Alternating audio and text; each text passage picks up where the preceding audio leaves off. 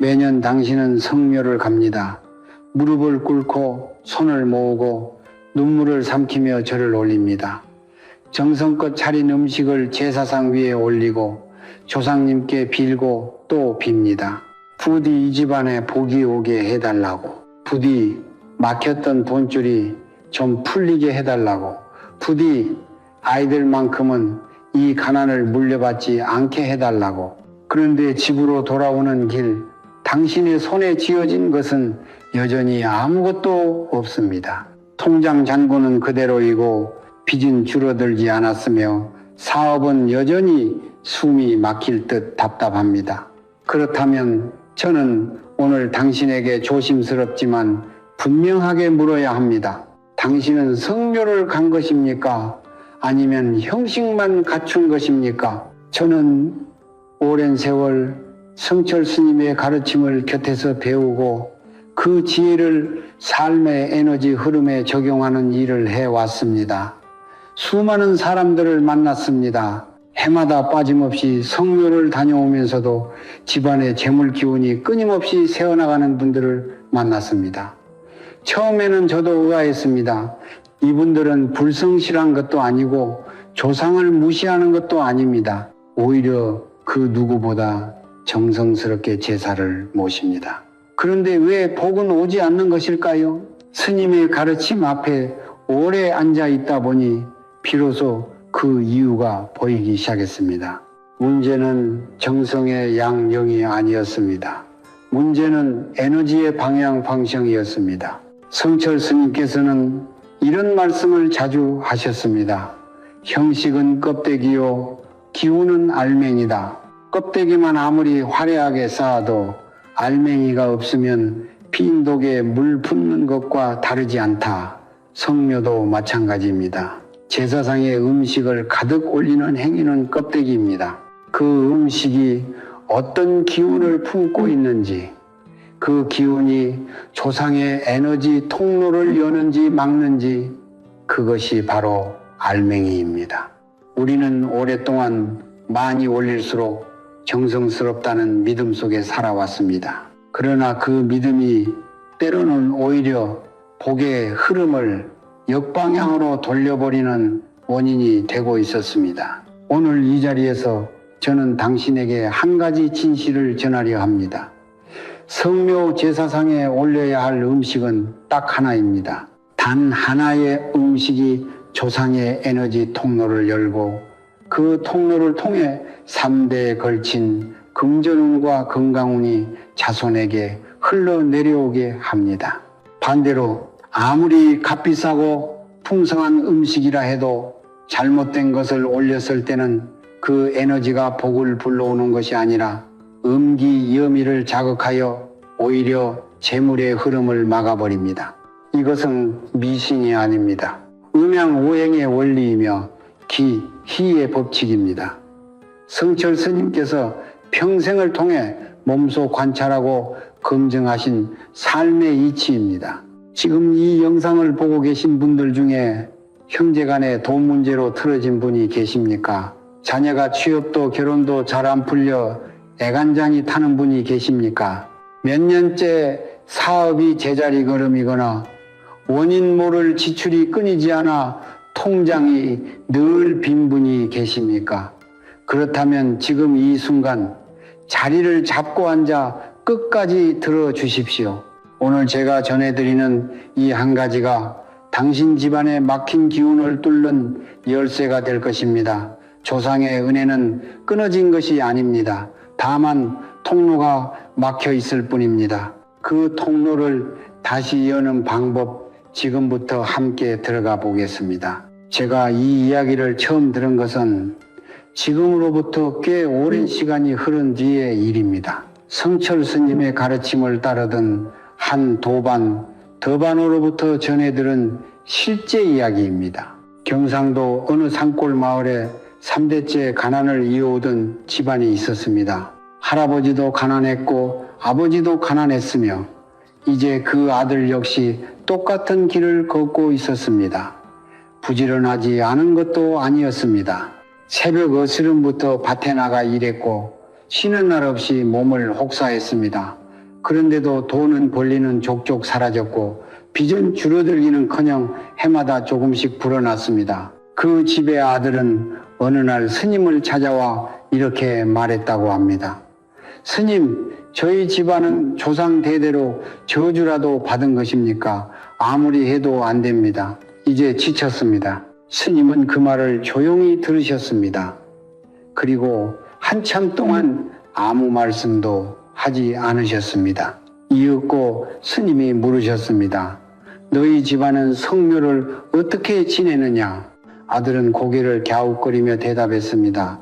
명절이면 빠짐없이 성묘를 갖고 정성껏 음식을 장만해 제사상을 차렸으며 절도 올리고 술도 올렸다고 했습니다. 심지어 남들보다 더 많은 음식을 올리려고 무리해서 장을 보기도 했다고 했습니다. 스님은 그 말을 듣고 나서 가만히 고개를 끄덕이셨습니다. 그리고 말씀하셨습니다.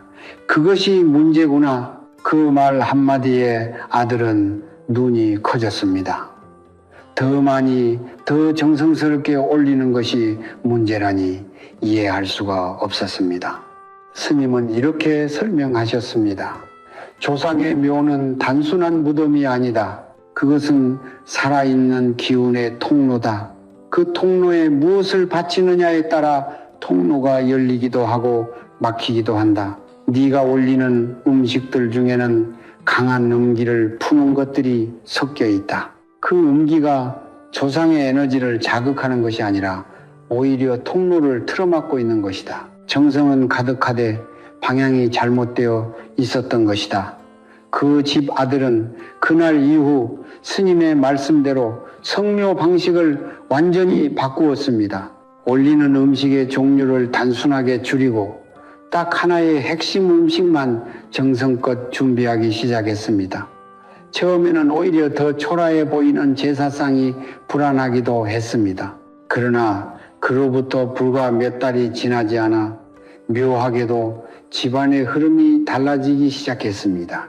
오래 끌어오던 땅 문제가 예상치 못하게 해결되었고 막혀있던 대출 심사가 통과되었으며 취업 준비 중이던 큰아들이 마침내 일자리를 얻었습니다. 물론 우연일 수도 있습니다. 그러나 저는 수십 년간 이와 비슷한 사례를 너무나 많이 목격해 왔습니다. 성묘의 방식을 바꾼 이후 집안의 기운이 달라졌다는 이야기는 이 한 집안만의 이야기가 아닙니다.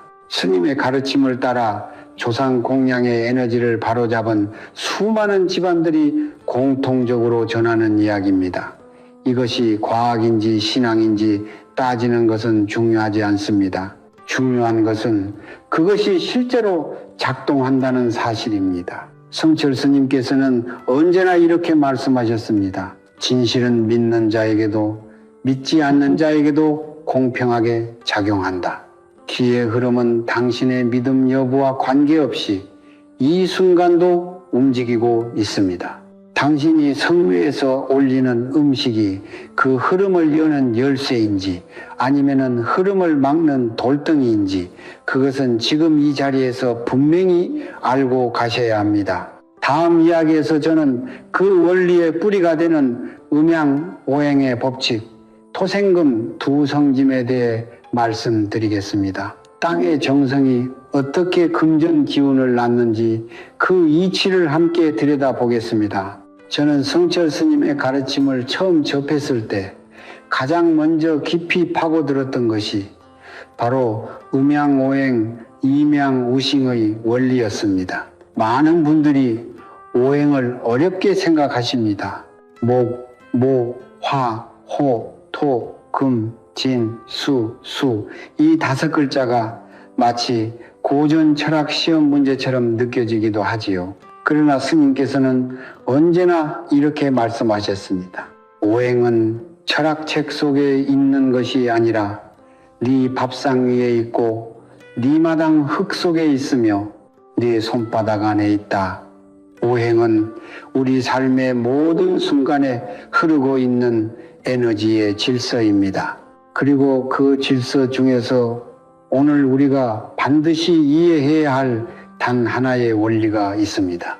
바로 토생금 두성진, 땅이 금을 낳는다는 법칙입니다. 토생금이란 무엇인가? 글자 그대로 풀면 토토의 기운이 금진의 기운을 생성한다는 뜻입니다. 여기서 토토는 단순히 흙을 의미하지 않습니다. 토는 중심이며 안정이며 뿌리를 내리는 힘입니다.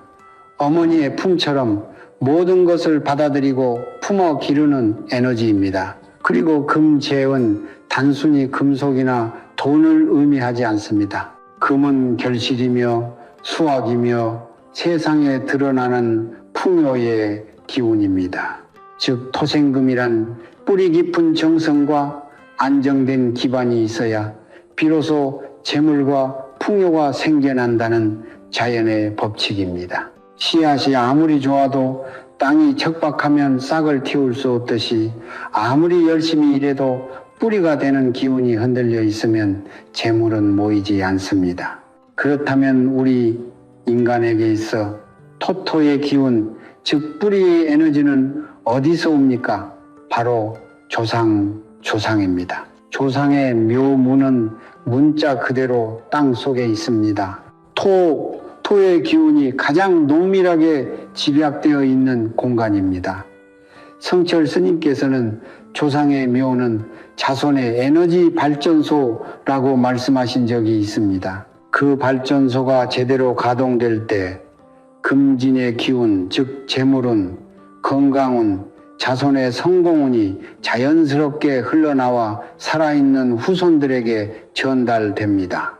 반대로 그 발전소가 막혀 있거나 교란되어 있으면 아무리 열심히 살아도 에너지가 새어나가고 노력에 비해 결과가 형편없이 작게 맺힙니다. 이것이 바로 3대째 가난이나 아무리 해도 안 되는 집안의 뿌리에 놓인 에너지적 원인입니다. 여기서 성묘가 갖는 진짜 의미가 드러납니다. 성묘는 단순히 조상에게 인사를 드리러 가는 행위가 아닙니다. 성묘는 조상의 토토 기운을 깨우고 그 에너지 통로를 정화하여 금진의 기운이 자손에게 막힘없이 흘러내려올 수 있도록 통로를 여는 의식일시입니다.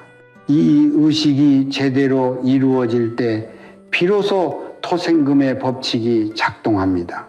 그러므로 성묘에서 무엇을 올리느냐는 단순한 음식 선택의 문제가 아닙니다. 그것은 조상의 에너지 통로에 어떤 기운을 흘려보내느냐의 문제이며 그 기운이 통로를 열 것인지 막을 것인지를 결정하는 핵심 변수입니다. 스님께서는 이런 비유를 드신 적이 있습니다. 강물이 흐르는 수로 쇠일로에 깨끗한 물을 붓느냐 탁한 흙탕물을 붓느냐에 따라 하류의 논밭이 살기도 하고 죽기도 한다. 조상의 묘는 수로의 상류다. 그 상류에 무엇을 바치느냐가 하류에 사는 자손들의 삶을 결정한다. 이 말씀이 제 가슴에 오래 남아 있습니다. 우리는 흔히 내 삶이 나의 노력만으로 결정된다고 생각합니다. 그러나 에너지의 관점에서 보면 우리는 조상이라는 거대한 뿌리로부터 끊임없이 기운을 공급받으며 살아가고 있습니다. 그 뿌리를 건강하게 유지하는 것, 그것이 바로 성묘가 갖는 진짜 힘입니다. 이제 당신은 왜 성묘가 중요한지, 그리고 그 성묘에서 올리는 음식이 왜 단순한 음식이 아닌지를 이해하셨을 것입니다. 토토가 건강해야 금진이 납니다. 뿌리가 깊어야 열매가 풍성합니다. 조상의 기운이 열려야 자손의 재물운이 흐릅니다. 그렇다면 과연 그 통로를 여는 단 하나의 음식은 무엇인가? 이제 그 핵심으로 들어갈 시간입니다. 드디어 많은 분들이 기다리셨던 이야기를 할 시간이 되었습니다. 성묘 제사상에 올려야 할 단 하나의 음식. 저는 이것을 처음 스님께 들었을 때 솔직히 말씀드리면 너무 단순해서 오히려 당황했습니다.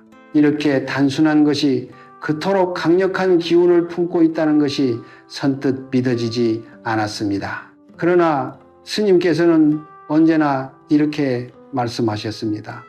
진리는 복잡한 곳에 숨어 있지 않다. 가장 단순한 것 속에 가장 깊은 기운이 담겨 있다. 그 말씀이 옳았습니다. 세월이 흐르고 수많은 사람들의 사례를 지켜보면서 저는 그것이 진실임을 거듭 확인했습니다. 그 단 하나의 음식은 바로 흰 쌀밥 혹은 정화수, 징화쇠의 한 그릇입니다. 왜 흰 쌀밥인가? 쌀은 동양 문화권에서 수천 년 동안 생명 그 자체를 상징해온 곡물입니다. 그러나 풍수와 기의 관점에서 흰 쌀밥이 갖는 의미는 그보다 훨씬 깊습니다. 흰 쌀밥은 오행 중 토토의 기운을 가장 순수하게 담고 있는 음식입니다. 땅에서 자라고 땅의 기운을 흡수하며 익어가는 쌀은 그 본질이 대지의 에너지 그 자체입니다. 껍질을 벗겨 하얗게 도정한 쌀밥은 불순물이 제거된 순수한 토토의 정수 징세입니다. 이 순수한 토의 기운이 조상의 묘에 받쳐질 때 그것은 마치 메마른 뿌리에 맑은 물을 주는 것과 같은 작용을 합니다. 조상의 에너지 통로가 부드럽게 열리고 그 통로를 통해 금진의 기운, 즉 재물운과 건강운이 자손에게로 흘러내려오기 시작합니다. 이것이 토생금 두성진의 원리가 성묘에서 실현되는 방식입니다. 정화수, 징화쇠는 또 어떠합니까? 정화수는 이른 새벽 아무도 손대지 않은 천물을 길어 올린 것입니다. 오염되지 않은 순수함, 그 자체가 정화수의 본질입니다. 오행으로 보면 정화수는 수수의 기운을 품고 있지만 그 순수함으로 인해 토토의 안정된 기운과 아름답게 조화를 이룹니다. 흙과 물이 만나야 씨앗이 싹을 틔우듯 정화수는 조상의 토기운을 부드럽게 적셔 에너지의 흐름을 원활하게 만들어줍니다. 성철 스님께서는 정화수 한 그릇에는 1000마디 말보다 깊은 정성이 담긴다고 하셨습니다. 물질의 화려함이 아니라 마음의 순수함이 기운을 움직이는 것임을 이 말씀은 웅변합니다. 그렇다면 이 음식을 올리는 방법과 마음가짐은 어떠해야 합니까? 첫째, 반드시 당일 아침 직접 지은 밥이어야 합니다. 전날 남은 밥이나 즉석밥은 이미 기운이 식고 흩어진 상태입니다. 조상의 통로에 바치는 에너지는 살아있는 기운이어야 합니다. 갓 지어 김이 모락모락 피어오르는 흰 쌀밥, 그 따뜻한 기운 속에 생명의 토토 에너지가 온전히 살아 숨쉬고 있습니다. 둘째, 그릇은 반드시 흰색이나 자연 도자기 계열의 것을 사용하십시오. 화려한 색깔의 그릇, 특히 붉은 계열의 그릇은 그 자체로 강한 화호의 기운을 발산하여 토토의 안정된 에너지를 교란시킵니다. 셋째, 밥그릇을 조상의 묘 앞 중앙에 놓되 반드시 두 손으로 공손하게 올리십시오. 한 손으로 툭 내려놓는 행위는 에너지의 단절을 의미합니다. 두 손이 만드는 공손함 속에서 당신의 진심이 기운으로 전환되어 조상에게 전달됩니다. 넷째, 그리고 이것이 가장 중요합니다. 밥그릇을 올리는 순간 마음속으로 반드시 이 말을 전하십시오. 조상님, 저희가 이 자리에 왔습니다. 저희의 정성을 받아주시고 막혀있는 기운의 통로를 열어주십시오. 자손들이 건강하고 풍요롭게 살아갈 수 있도록 길을 열어주십시오. 말의 내용이 정확하지 않아도 됩니다. 중요한 것은 그 마음이 진심이어야 한다는 것입니다. 성철 스님께서는 조상은 말을 듣는 것이 아니라 마음을 읽는다고 하셨습니다. 꾸며진 말 1000마디보다 눈물 한 방울에 담긴 진심이 에너지 통로를 더 크게 열어줍니다. 당신이 지금 겪고 있는 고통, 빚의 무게, 자녀 걱정, 사업의 답답함, 그 모든 것을 숨기지 말고 조상 앞에 그대로 내려놓으십시오. 그것이 바로 정성이며 그 정성이 토생금의 법칙을 깨우는 진짜 열쇠입니다. 마지막으로 한 가지를 더 말씀드리겠습니다. 흰 쌀밥 한 그릇이 초라해 보인다고 느끼신다면 이 말씀을 기억하십시오. 성철 스님께서는 말씀하셨습니다. 부처님 앞에 황금으로 만든 불상을 올리는 것보다 마음을 다해 올린 쌀 한 톨이 더 큰 공덕을 짓는다. 조상의 기운을 움직이는 것은 음식의 값어치가 아닙니다. 그 음식에 담긴 기운의 순수함과 그것을 올리는 사람의 마음의 깊이입니다. 지금 이 순간부터 화려함을 내려놓으십시오. 단순하고 순수한 것 하나에 온 마음을 담으십시오. 그것이 3대의 복을 여는 문입니다. 지금까지 우리는 조상의 에너지 통로를 여는 음식에 대해 이야기했습니다. 그러나 저는 오늘 이 자리에서 그것만큼이나, 아니 어쩌면 그보다 더 중요한 이야기를 해야 합니다. 왜냐하면 제가 수십 년간 지켜본 결과 복이 오지 않는 집안의 문제는 대부분 무엇을 올렸는가 보다 무엇을 잘못 올렸는가에 있었기 때문입니다. 아무리 흰쌀밥을 정성껏 올려도 그 옆에 에너지를 교란시키는 음식이 함께 놓여 있다면 그 정성은 반감되는 것이 아니라 오히려 역방향으로 작용하게 됩니다. 선의가 오히려 독이 되는 순간입니다. 성철 스님께서는 이것을 두고 깨끗한 샘물 옆에 독초를 심어놓고 왜 물이 썩냐고 묻는 것과 같다고 하셨습니다. 지금부터 제가 말씀드리는 것들은 반드시 기억하시고 다음 성묘부터는 단호하게 내려놓으시기 바랍니다. 첫 번째로 반드시 피해야 할 것은 붉은 팥이 들어간 음식입니다. 팥시루떡, 팥죽, 팥앙금이 들어간 떡, 이것들은 우리 문화에서 오랫동안 귀신을 쫓는 음식으로 사용되어 왔습니다. 바로 여기에 문제가 있습니다. 붉은 팥의 강한 양기 영희는 음녀의 기운을 물리치는 성질을 가지고 있습니다. 그런데 조상의 에너지는 음의 영역에 속합니다. 즉 붉은 팥을 제사상에 올린다는 것은 조상의 에너지를 향해 오지 말라는 신호를 보내는 것과 다름이 없습니다. 당시는 조상님을 모시러 성묘에 갔는데 정작 당신이 올린 음식이 조상의 기운을 밀어내고 있었던 것입니다. 이 얼마나 안타까운 일입니까? 오랫동안 팥떡을 올리며 정성을 다했다고 생각해온 분들께는 충격적인 이야기일 수 있습니다. 그러나 이것이 기희의 진실입니다. 팥은 산자들의 공간을 정화하는 데 쓰이는 것이지 조상의 에너지 통로를 여는 데 쓰이는 것이 아닙니다. 두 번째로 피해야 할 것은 강한 향신료가 들어간 음식들입니다.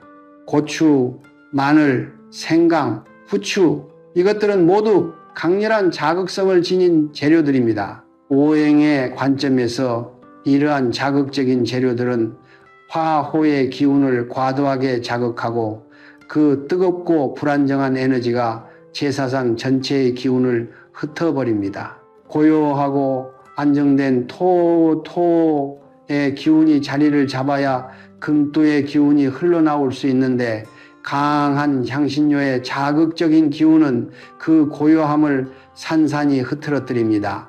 마치 고요한 연못에 돌을 던지는 것과 같습니다. 파문이 일어나면 연못은 더 이상 하늘을 비추지 못합니다. 향신료가 강한 음식을 올린 제사상은 조상의 에너지가 맑게 내려오지 못하고 혼탁하게 교란된 채 자손에게 전달됩니다. 그 결과는 뜻밖의 지출, 갑작스러운 건강 문제, 원인을 알 수 없는 갈등과 불화로 나타나는 경우가 많습니다. 세 번째로 경계해야 할 것은 강한 냄새를 풍기는 생선류, 특히 비린내가 강한 날 생선입니다. 냄새는 에너지의 진동입니다. 강하고 자극적인 냄새는 그에 상응하는 강한 기운의 파동을 발생시킵니다. 조상의 묘 앞은 힘과 양, 영이 조화롭게 균형을 이루어야 하는 신성한 공간입니다. 그 공간에 날카로운 비린내가 퍼지는 순간 음양의 균형이 무너지고 에너지의 흐름이 역류하기 시작합니다. 성철 스님께서는 제사상의 냄새는 그 집안의 기운을 그대로 반영한다고 하셨습니다. 향기롭고 맑은 냄새는 맑은 기운을 부르고 자극적이고 혼탁한 냄새는 혼탁한 기운을 부릅니다. 이것은 단순한 비유가 아니라 에너지가 실제로 작동하는 방식입니다. 네 번째로 많은 분들이 간과하시는 것이 있습니다. 바로 상한 음식 혹은 만드는 과정에서 정성이 빠진 음식입니다.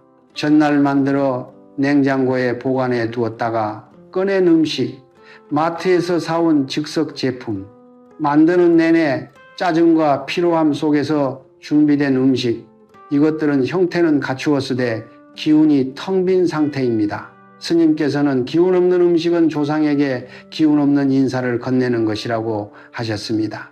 빈 그릇을 내미는 것이나 다름없다는 말씀입니다. 음식을 준비하는 그 과정 자체가 이미 기운을 담는 행위입니다. 손끝에서 정성이 흘러야 그 음식 안에 살아있는 토토의 기운이 깃듭니다. 이 모든 경고를 들으시면서 혹시 이런 생각이 드셨습니까?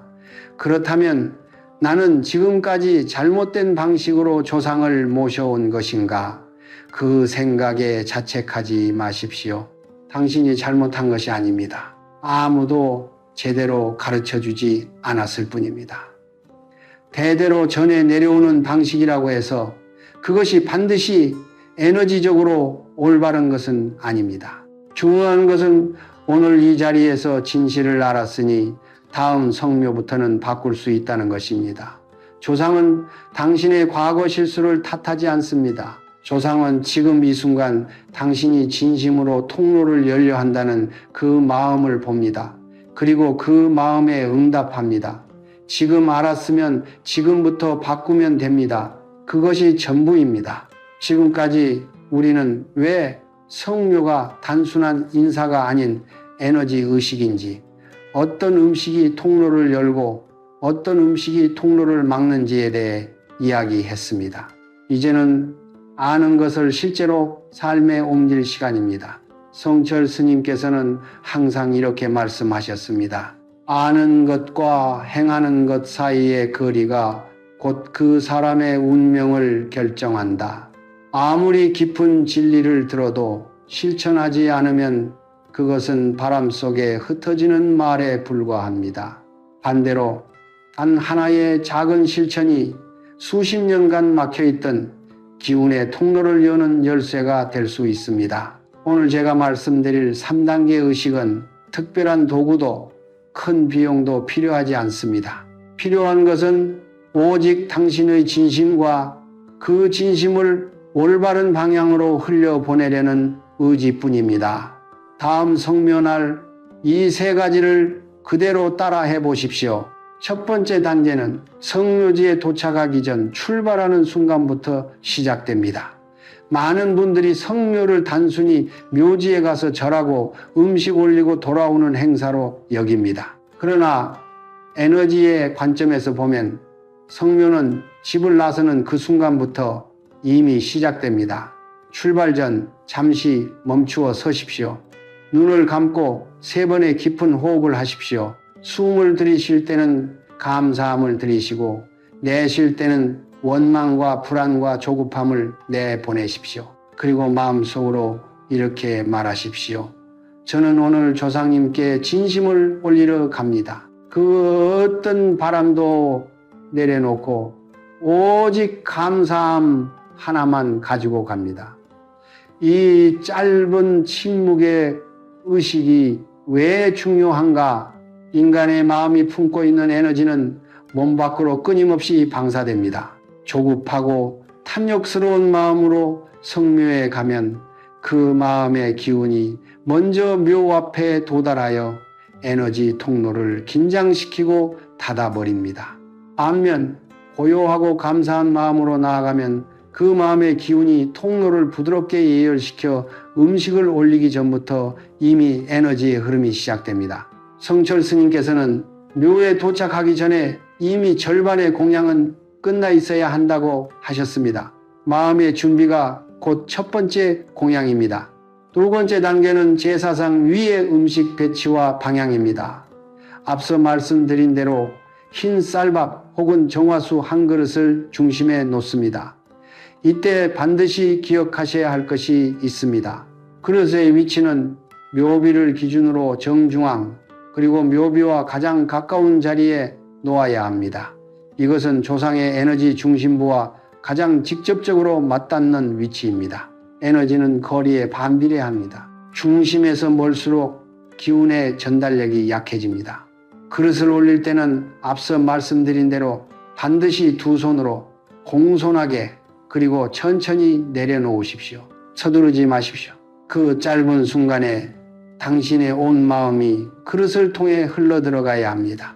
그릇을 내려놓은 뒤에는 바로 일어서지 말고 잠시 그 자리에 머물며 조용히 눈을 감으십시오. 그리고 조상의 이름을 마음속으로 한번 불러드리십시오. 이름을 모른다면 저희 조상님이라고 해도 충분합니다.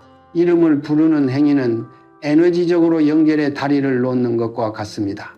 그 다리 위로 토생금의 기운이 흐르기 시작합니다. 세 번째 단계는 성묘를 마치고 집으로 돌아온 뒤에 이루어집니다. 많은 분들이 성묘를 마치고 집에 돌아오면 모든 것이 끝났다고 생각합니다. 그러나 의식은 귀가 이후에도 이어집니다. 집에 돌아오면 가장 먼저 현관에서 손을 씻으십시오. 이것은 단순한 위생의 문제가 아닙니다. 묘지에서 가져온 외부의 기운을 정화하고 조상으로부터 받아온 금진의 에너지를 집안에 안착시키기 위한 경계의 의식입니다. 손을 씻으며 마음속으로 이렇게 말하십시오. 조상님의 은혜를 이 집 안으로 모셔옵니다. 그 다음 집 안의 창문을 잠시 열어 환기를 시키십시오. 신선한 바깥 공기가 집 안으로 들어오면서 정체되어 있던 기운이 순환하기 시작합니다. 환기 후에는 밥상 위나 식탁 위에 깨끗한 물 한 컵을 올려놓으십시오. 이 물 한 컵은 성묘에서 열린 에너지 통로를 통해 흘러들어온 기운이 집안의 자리를 잡도록 돕는 리의 역할을 합니다. 물은 기운을 담는 그릇입니다. 맑은 물이 자리를 잡으면 그 주변으로 맑은 에너지가 모여듭니다. 이 물 한 컵을 사흘간 그 자리에 두십시오. 사흘이 지난 뒤에는 화분의 흙에 부어주십시오. 땅으로 돌려보내는 것, 그것이 토토의 기운을 완성하는 마지막 순서입니다. 이 세 단계를 처음 들으시면 너무 단순하다고 느끼실 수 있습니다. 그러나 단순함이야말로 기운이 가장 깨끗하게 흐르는 통로입니다. 복잡하고 화려한 의식은 오히려 기운을 분산시킵니다. 성철 스님께서는 의식의 크기는 효과의 크기와 비례하지 않는다. 의식의 순수함이 효과의 깊이를 결정한다고 하셨습니다. 작고 단순하되 온 마음을 담은 이 세 단계가 당신의 집안에 흐르는 기운을 바꾸어 놓을 것입니다. 믿음을 가지고 실천하십시오. 그리고 그 변화를 조용히 지켜보십시오. 기운은 거짓말을 하지 않습니다. 우리는 오늘 긴 여정을 함께 걸어왔습니다. 왜 성묘가 에너지 의식인지, 토생금 두 성진의 원리가 무엇인지, 어떤 음식이 통로를 열고 어떤 것이 통로를 막는지, 그리고 성묘 당일 즉시 실천할 수 있는 세 가지 단계까지, 이 모든 이야기의 뿌리에는 성철 스님의 한 가지 핵심 가르침이 놓여 있습니다. 스님께서는 평생을 통해 이 말씀을 반복하셨습니다. 성신된명, 생신된명, 정성스러운 마음 하나가 운명을 바꾼다.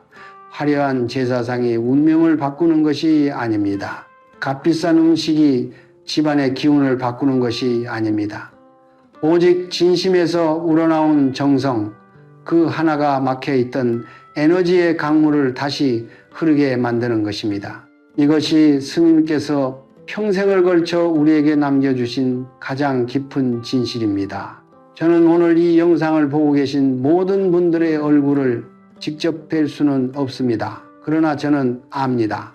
지금 이 자리에서 이 영상을 끝까지 보고 계신 분들이 얼마나 무거운 짐을 지고 살아가고 있는지를, 오랜 세월 열심히 일했지만 여전히 빚의 무게에 눌려 있는 분이 계십니다. 자식을 위해 모든 것을 바쳤지만 자녀의 앞길이 좀처럼 열리지 않아 가슴을 치는 분이 계십니다. 사업을 일으키려 몇 번이고 도전했지만 번번이 무너져 이제는 스스로를 믿지 못하게 된 분이 계십니다.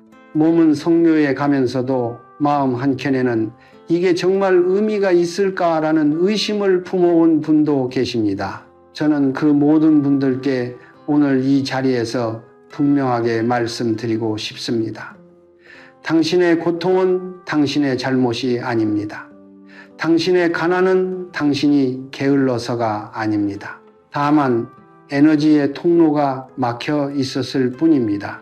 그리고 그 통로는 오늘부터 당신이 여는 것이 가능합니다. 성철 스님께서는 인간의 운명을 강물에 비유하셨습니다.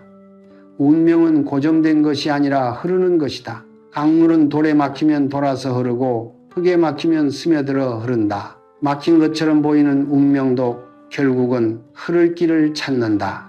다만 그 길을 찾는데 사람의 정성이 필요할 뿐이다. 오늘 당신이 이 영상을 끝까지 본 것, 그것 자체가 이미 당신의 정성입니다. 알고자 하는 마음, 바꾸고자 하는 의지, 그것이 이미 에너지의 통로에 첫 번째 빛을 비추고 있습니다. 당신은 오늘 이미 시작한 것입니다. 이제 저는 오늘 이 자리에서 여러분 한 분 한 분을 위해 축원을 올리겠습니다. 빚으로 인해 밤잠을 못 이루는 분이 계시다면 조상의 토생금 기운이 그분의 재물 통로를 활짝 열어 예상치 못한 곳에서 해결의 실마리가 찾아오기를 빕니다. 자녀의 취업과 결혼이 걱정되는 부모님께는 조상의 은혜가 자손에게 3대를 이어 흘러내려가 자녀들의 발걸음 앞에 밝은 길이 열리기를 빕니다. 사업이 막혀 답답한 분들께는 금진의 기운이 새로운 방향으로 물길을 내어 뜻밖의 인연과 기회가 문을 두드리기를 빕니다. 몸이 아프고 지쳐있는 분들께는 조상의 건강운이 흘러내려와 그분의 몸과 마음의 생기가 돌아오기를 진심으로 빕니다. 그리고 오랜 외로움과 상처로 인해 마음이 닫혀있는 분들께는 조상의 따뜻한 기운이 그 닫힌 마음의 문을 부드럽게 두드려 다시 세상을 향해 열릴 수 있기를 빕니다. 오늘 이 영상이 당신에게 닿은 것은 우연이 아닙니다. 에너지는 필요한 사람에게 필요한 순간에 닿습니다. 당신이 이 영상을 보게 된 것은 당신의 조상이 이미 당신에게 통로를 열어주려 하고 있다는 신호일 수 있습니다. 그 신호를 흘려보내지 마십시오. 오늘 배운 것을 다음 성례에서 단 하나라도 실천해 보십시오. 흰 쌀밥 한 그릇, 두 손으로 공손하게 진심 하나 담아서 그것으로 충분합니다. 그 단순한 행동 하나가 당신 집안의 3대에 걸쳐 흐를 복에 물길을 여는 시작점이 될 것입니다. 이 영상이 도움이 되셨다면 지금 바로 구독 버튼을 눌러 주십시오. 구독은 단순한 버튼 클릭이 아닙니다. 스님의 가르침을 이어받아 더 많은 사람들에게 이 진실을 전하겠다는 당신의 뜻을 담은 행동입니다. 그 뜻 자체가 공덕이 되어 당신에게 돌아옵니다. 좋아요를 눌러주시고 이 영상을 당신 주변의 힘든 분들께 나누어 주십시오. 가족 중에 돈 문제로 힘들어하는 분, 성묘를 앞두고 마음이 무거운 분, 오랫동안 운이 막혀 있다고 느끼는 분께 이 영상을 전해 주십시오. 나누는 행위 자체가 씨앗입니다. 그 씨앗이 땅에 떨어지면 토생금의 법칙에 따라 반드시 열매를 맺습니다. 댓글란에 지금 이 순간 당신의 마음속에 담긴 소원을 적어 주십시오. 2026년 우리 가족 모두 건강하고 풍요롭게 살겠습니다. 그 한 줄의 고백이 에너지적으로 당신의 소원을 이 세상에 선언하는 행위가 됩니다. 선언된 소원은 이루어집니다. 성철 스님께서는 말씀하셨습니다. 입 밖에 낸 말은 허공에 사라지는 것이 아니라 우주의 기운 속에 새겨진다. 성불하십시오. 오늘 이 자리에 함께해 주신 모든 분들, 이 영상을 통해 조상의 은혜가 3대에 걸쳐 풍성하게 흐르시기를, 막혔던 돈줄이 시원하게 터지시기를, 가족 모두가 건강하고 화목하게 번영하시기를 두 손 모아 간절히 빕니다. 감사합니다.